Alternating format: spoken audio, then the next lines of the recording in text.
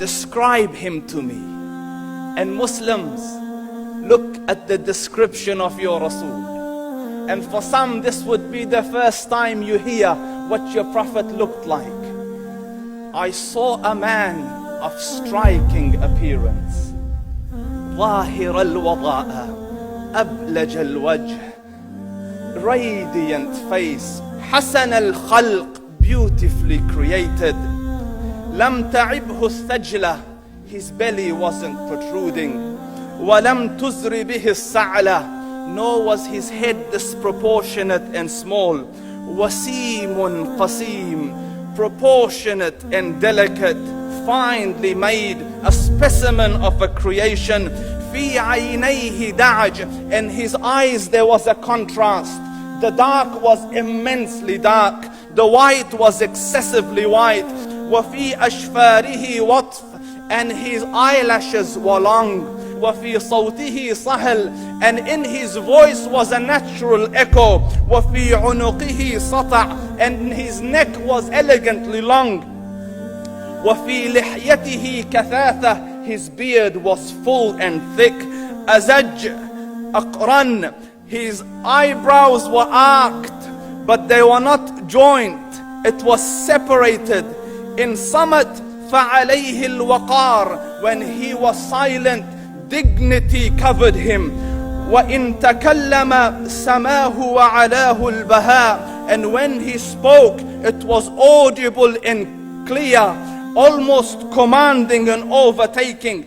أجمل الناس وأبهاهم من بعيد, from afar the most striking and outstanding in appearance. وأحسنهم وأجملهم من قريب, and when he came near, the best of them and the most handsome of them in closeness. حلو المنطق, such an exalted and sweet level of logic. Like when he used to speak, it was so coherently logical, it was smooth and easy to understand. فصل لا نزر ولا هذر, he was to the point, not excessive nor too short. كأن منطقه خرزات نظم يتحدرن, his logic, his utterances, his words were like jewels coming out of a necklace, calculated, polished, one after the other, it would flow magically. ربعة, he was medium in height. Your eye didn't have to strain to look up at him, nor was it tedious to look down at him. He was a comfortable sight to look at. له رفقاء يحفون به, he had friends, the people that were with him, they were working around him to try to serve and protect him.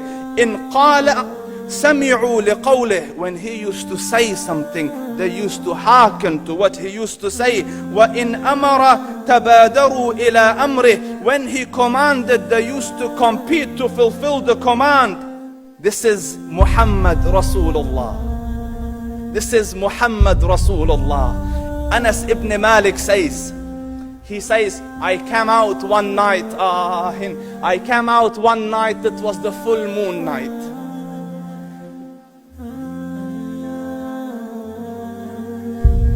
And I looked at the moon, and in the desert, understand, the moon is an awesome sight.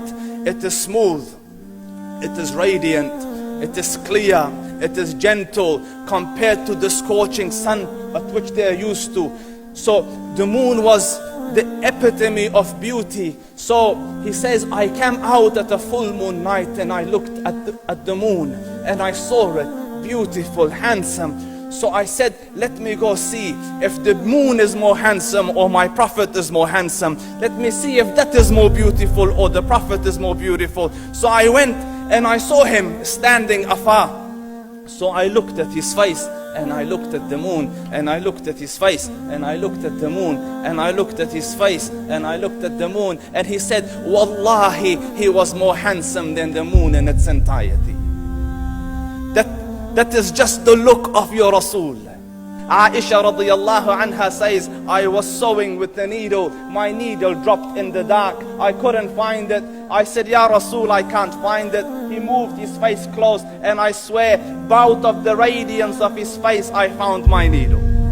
And the Prophet sallallahu alaihi wasallam was mind-bogglingly handsome, but his handsomeness was covered with waqar and jalal and hayba.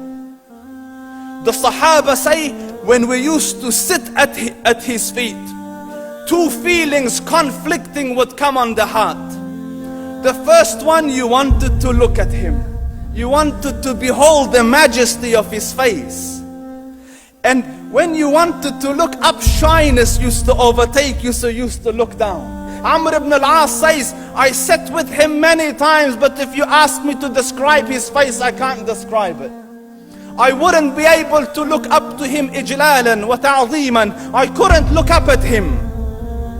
And that is why he didn't have the problems that Yusuf alayhi salam had. Because it was difficult to penetrate the awe and the splendor of the Rasul.